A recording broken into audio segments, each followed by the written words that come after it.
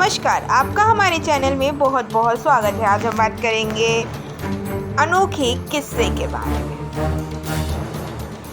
साल 1960 में ओड़िया जिले के पंचदोरा गांव में एक बेहद गरीब घर में बच्चा जन्म लिया। माँ बाप के अलावा उस बच्चे की 5 बहनें थी और एक भाई। उस बच्चे का जीवन गरीबी से गुजरा।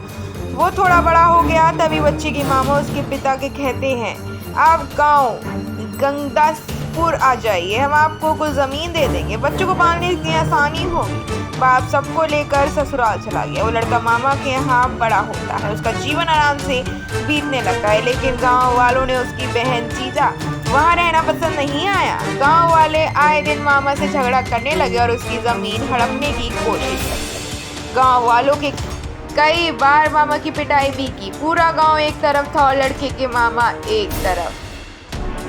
निर्भया हमेशा से गरीबी में जिया, इसलिए अपना खर्चा निकालने के लिए छोटी मोटी चोरी करता था। जब गांव वालों ने उसके मामा के साथ मारपीट की तो निर्भया भी उससे जा भिड़ा। लेकिन अकेला निर्भया पूरे गांव के लोगों से कैसे जीत पाता। उसने सोचा, मेरे पास पैसे होते तो मैं अपनी एक गैंग बना लूंगा और गाँव वालों से बदला लूंगा।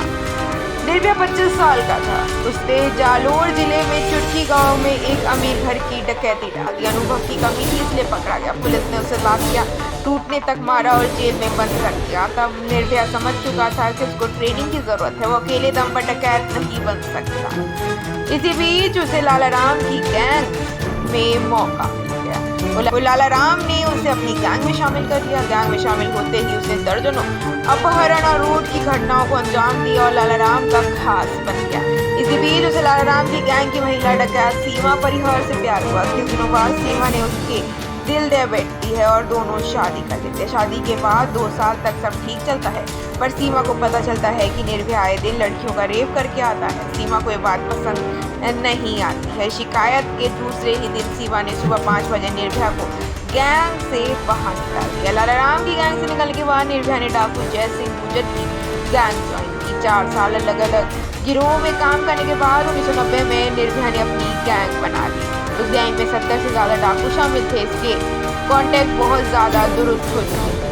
निर्भया की गैंग दिल्ली से लेकर कर्नाटक तक के लोगों का अपहरण करने लगी थी।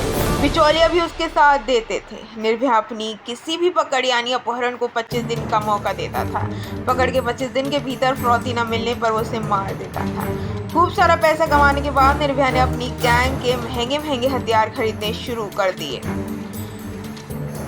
लड़कियों के मामले में निर्भया शुरू से ही बदनाम रहा। चंबल की खुशहाल महिला डाकू रही सीमा परिहार ने उसे हरकतों की वजह से जोड़ा। चंबल का सबसे बड़ा डाकू बनते ही निर्भया ने छोटी छोटी लड़कियों का अपहरण करना शुरू कर दिया। सबसे पहले उसने 13 साल की नीलम गुप्ता का अपहरण किया। नीलम को कुछ दिन बंदी बनाकर रखा, फिर शादी कर ली। इसके बाद उसने सरला का अपहरण किया। कुछ दिन बाद उसने सरला से भी शादी कर ली। सीमा परिवार को मिला कर अब तक निर्भया की कुल 3 शादियां हो चुकी थी। इसके अलावा उसने 2 और लड़कियां मुन्नी पांड्या पार्वती उर्फ का अपहरण किया। दोनों ने उसे अपनी गर्लफ्रेंड बनाकर रखा। साल 1990 में अपनी गैंग बनाने के कुछ दिनों बाद ही निर्भया का एक बेटा गोद ले लिया। बेटे का नाम श्याम था। श्याम बड़ा हुआ और डाकू बन गया। इसी बीच निर्भया सरला नाम की लड़की का अपहरण करके लाया और उसने श्याम से शादी करा दी। लेकिन निर्भया का बेटा श्याम उसकी दूसरी पत्नी नीलम को दिल दे बैठा। नीलम भी श्याम की जवानी पर आकर्षित थी। एक दिन बेटे श्याम और दूसरी पत्नी नीलम ने प्लान बनाया कि निर्भया की कमाई हुई लगभग सारी रकम लेकर भाग गए। इस बात को निर्भया इतना गुस्से में आ गया कि उसने इन दोनों को जिंदा या मुर्दा पकड़ कर लाने वाले को 21 लाख का इनाम रख दिया। बेटे के धोखे के बाद निर्भया ने उसकी बीवी सरला से ही शादी कर ली, जो निर्भया की तीसरी बीवी बनी। बताया जाता है कि तीसरी शादी के 2 साल बाद निर्भया ने चौथी शादी भी की थी, जहाँ एक तरफ अन्य डाकू छिपते छिपाते घूमते थे, वही दूसरी तरफ निर्भया खुलकर मीडिया से बात करता था। उनको इंटरव्यू देने का बेहद शौक था। एक मीडिया इंटरव्यू में निर्भया ने कहा, मेरे पास एसपी से लेकर प्रधानमंत्री तक के नंबर है। निर्भया की वारदातों का सिलसिला थमने का नाम नहीं ले रहा था। एमपी और यूपी की सरकारों पर दबाव बढ़ता चला गया। अब तक निर्भया पर लूट, अपहरण और हत्याओं के 200 मामले दर्ज थे। दोनों हत्याओं के राज्यों ने सरकारों ने 2.5 लाख रुपए का नाम भी घोषित किया और एसटीएफ की कई टीमों को जंगल में उतार दिया। 7 नवंबर 2005 को औरिया जिले में सटे बीहड़ में यूपी एसटीएफ टीम से मुठभेड़ में उसने आखिरकार वो मारा ही गया।